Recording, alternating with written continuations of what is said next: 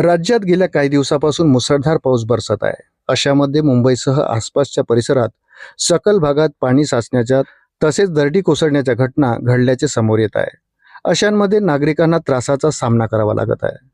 मंगळवार दिनांक 7 जुलै रोजी राज्यातील अनेक जिल्ह्यांना भारतीय हवामान विभागाने मुसळधार ते अतिमुसळधार पावसाचा इशारा दिला आहे. त्यामुळे सुरक्षेच्या कारणास्तव अनेक जिल्ह्यांच्या शाळा महाविद्यालय यांना सुट्टी जाहीर केली आहे. 7 जुलै रोजी मुंबईसह उपनगर आणि ठाणे जिल्ह्याला मुसळधार पावसाचा इशारा दिला आहे. या दिवशी हवामान खात्याने विविध भागात मुसळधार ते अतिमुसळधार पाऊस तसेच जोरदार वाऱ्यांचा इशारा देण्यात आला आहे. मुंबईसह ठाण्यातही पावसामुळे झाडे पडणे, वाहतुकीत अडथळे आणि आपत्तीजन्य परिस्थिती निर्माण होण्याची भीती. त्यामुळे 7 जुलै रोजी सर्व अंगणवाड्या, शाळा आणि महाविद्यालयांना सुट्टी जाहीर करण्यात आली आहे. विद्यार्थ्यांच्या सुरक्षिततेच्या दृष्टीने जिल्हाधिकारी यांनी याबाबत आदेश जारी केले आहे. नवी मुंबईसह पुणे, रायगड, रत्नागिरी तसेच पालघर जिल्ह्याच्या जिल्हाधिकाऱ्यांनी महत्त्वाचे आदेश काढले.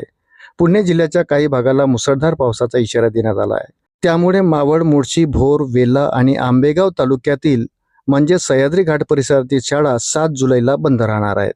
नवी मुंबई महापालिका परिसरातील शाळांनाही सुट्टी जाहीर करण्यात आली आहे. तसेच रत्नागिरी जिल्ह्यातील शाळाही बंद आहे. पालघरमध्ये शाळांना सुट्टी देण्यात आली आहे. नाशिकमध्ये 7 जुलै रोजी हवामान विभागाकडून अतिवृष्टीचा इशारा देण्यात आला आहे.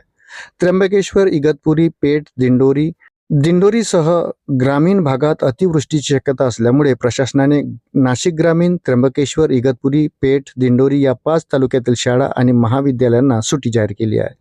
या भागातील आठवडे बाजारही बंद राहणार आहे. त्याचबरोबर नाशिक महापालिका हद्दीतील सर्व शाळा देखील बंद राहणार आहे. अशाच नवनवीन अपडेटसाठी व्हिडिओला लाईक आणि चॅनलला सबस्क्राईब जरूर करा. धन्यवाद.